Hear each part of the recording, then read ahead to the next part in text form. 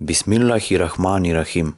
Вие го слушате вториот дел од книгата Одговори на 4 прашања поставени од господин Сирач Уддин, христијанинот. Оваа книга е напишана од Хазрети Мирза Гулам Ахмад алейхи селам, печатена во Дија ул Ислам, печатницата во Кадијана, под надзор на Хаким Фадала Дин Сахиб на 22 јуни 1897 година. जादू मुझे दीवाना बना दे, ए हुस्न के जादू मुझे दीवाना बना दे. Навистина е проколнато спасението, кое не може да се постигне без прогласувањето дека Исус е шејтан, тоест навистина е проколнато таквото спасение, дека тој бил отуѓен од Бог и дека он му досадил. За христијаните би било подобро да го избрале џехеннемот, наместо што Божиот миленик го обележале како шејтан. Колку е несрекно што овие луѓе својата вера ја базирале на такво безбожно и безсмислено начело. Од една страна тие Исус го сметаат за Божи син и еднаков со него, а од друга страна му го даваат името шејтан. Бидејќи на шејтанот му е препишено дека е проклет и шејтанот се вика Лейн, проколнат е и оној кој потекнува од шејтанот и има однос со шејтанот и самиот е шејтан. Од тука според христијанските начела, Исус поседува два вида на тројство, едно божествено, а друго шејтанско, и дека Исус, чувај Боже, станал еднаков со шејтанот. Ова подразбира дека тој не го послушал Бог, дека се оддалечил од него и дека станал негов непријател. Сега го замолувам господинот Сирач Уддин да ми каже дали оваа мисија која му е препишана на Месијата поседува било каква разумна или духовна вредност. Дали во светот постои полошо верување од тоа дека, поради спасение, богобојазливата личност треба да биде прогласена за Божи непријател, да му биде непокорна и да поседува шејтански особини?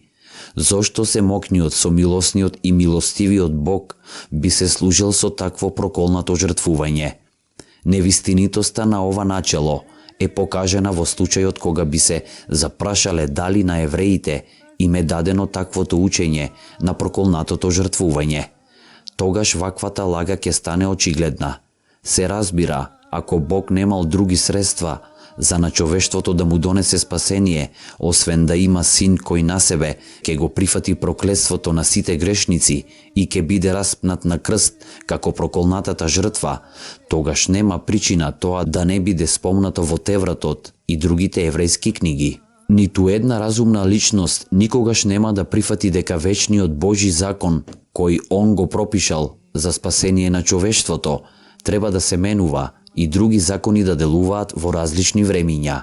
Едни во времето на Тевратот, други во времето на Библијата, трети во времето на честниот Куран, а повторно некои други закони во времето на други пратеници, кои се појавиле во разни делови од светот. फरजाना बना दे,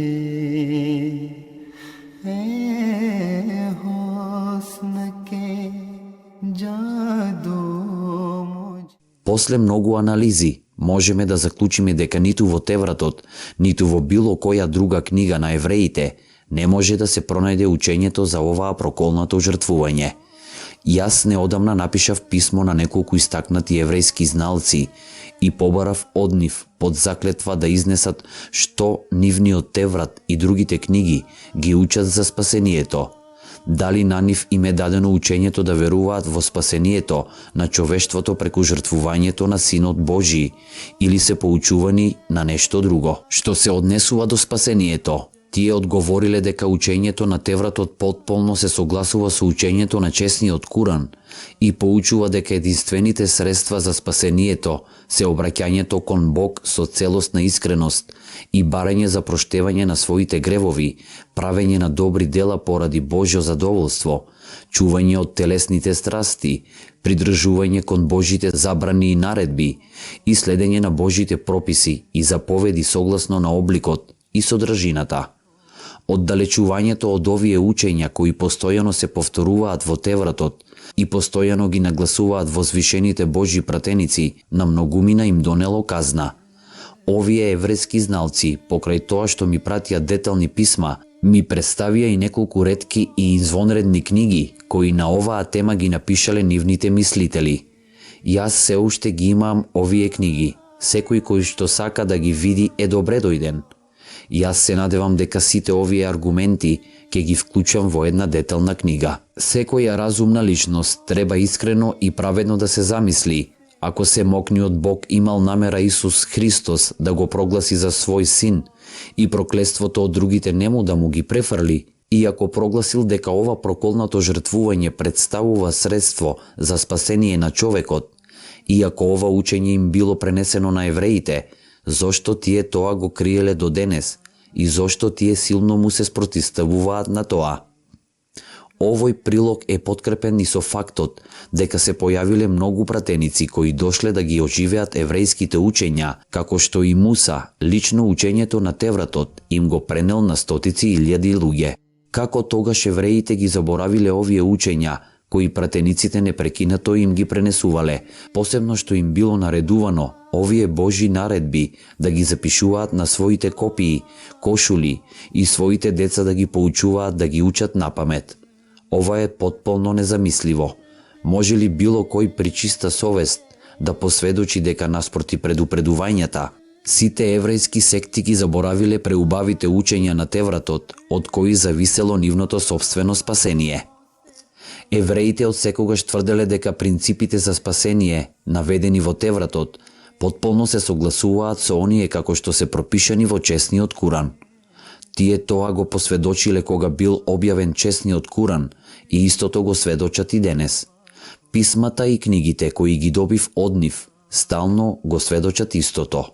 Да биле евреите поучени на концептот на проколнатото жртвување за постигнување на спасение, нема никаква причина тие тоа да го чуваат во тајност.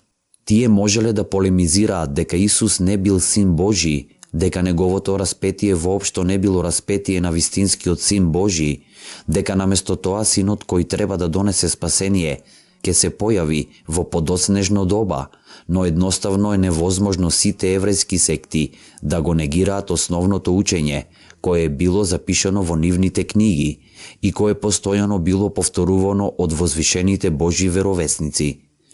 Еврејскиот народ се уште постои, како што постојат и нивните зналци и книги. Затоа било кој да се сомнева во тоа, може директно да ги праша. Оној кој трага по вистината, сигурно ќе бара сведочење од евреите за оваа работа, бидејќи тие се првите сведоци и Тевратот го учеле напамет стотици години. Сигурно на богобојазливите луѓе не им приличи да ги прифатат безмислените и неразумни верувања и понизното човечко суштество да го сметаат за Бог без сведочење на поранешните закони и неговите следбеници или сведочењето на разумот и да го сметаат дека доаѓа и од Бог и од шејтанот во исто време. Ова начело изгледа уште повеќе неодржливо кога го посматраме од друг агол, односно, каква корист ова проколнато жртвување им донело на оние кои веруваат во тоа и на тој начин му се спротивставуваат на вечното учење на Тевратот, гревовите на еден човек да ги префрлат на друг и да осудат чиста и побожна личност дека е проколната, отуѓена од Бог и дека е пријател на шејтанот. देख के मस्ताना बना दे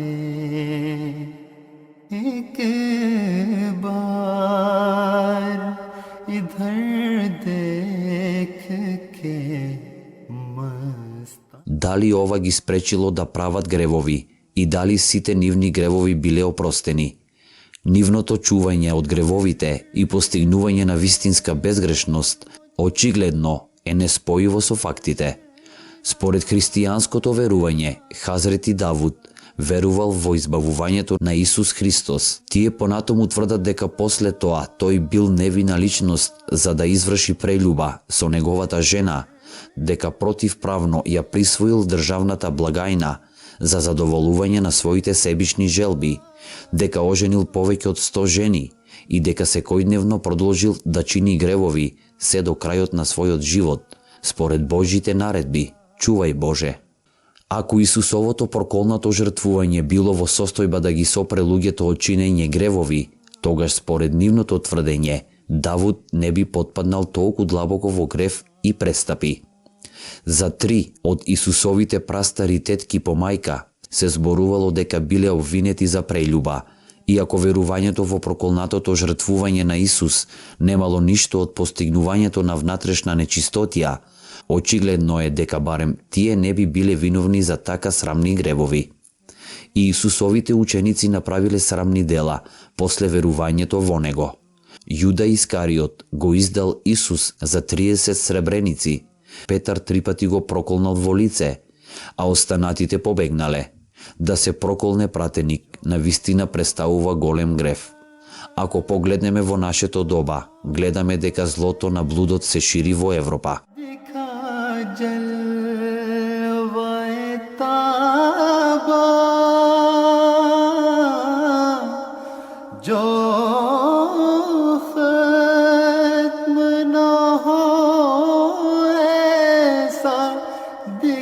Во претходната книга јас наведов неколку примери за угледни свештеници кои се обвинети за вршење прељуба. Сето ова докажува дека проколнатото жртвување не успеало да ги запре од гревовите. Ако гревот не може да се спречи преку ова проколнато жртвување, дали треба да се поверува дека сите нивни гревови биле опростени? Со други зборови, ако верувате во проколнатото жртвување, а не им давате права на луѓето и постојано сте во состојба на нечистотија и блуд, дали можете да бидете спасени од Божиот гнев, верувајќи во ова проколнато жртвување? Очигледно е дека тоа е невозможно.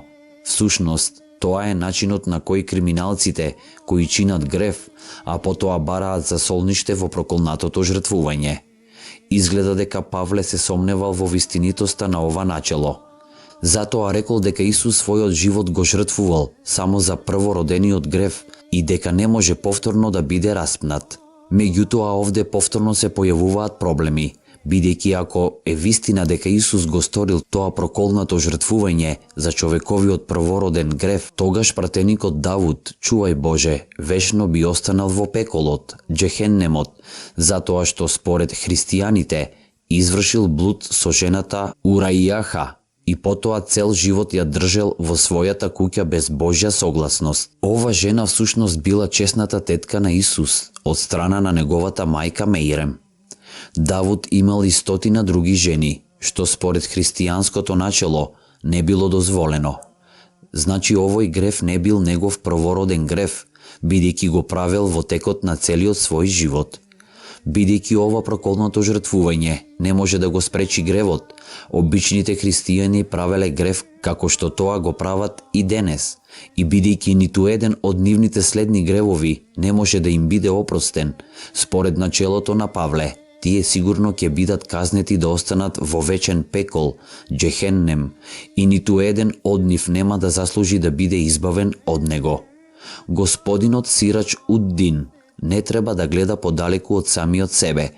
Тој најпрво верувал дека синот на Меирем е син Божи и бил крстен во име на проколнатото жртвување, но кога дошол во Кадијана, тој повторно станал муслиман и признал дека изврзал со своето крштевање. Тој продолжил да клања намази и неколку пати ми кажа дека човекот не може да се искупи и дека тоа е потполна бесмислица и дека ова начело го смета за лажно. जादू मुझे दीवाना बना दे, मुझे दीवाना बना दे. Денес го завршивме вториот дел од книгата Одговори на 4 прашања поставени од господин Сирач Уд-Дин, христијанинот. Еселаму алейкум.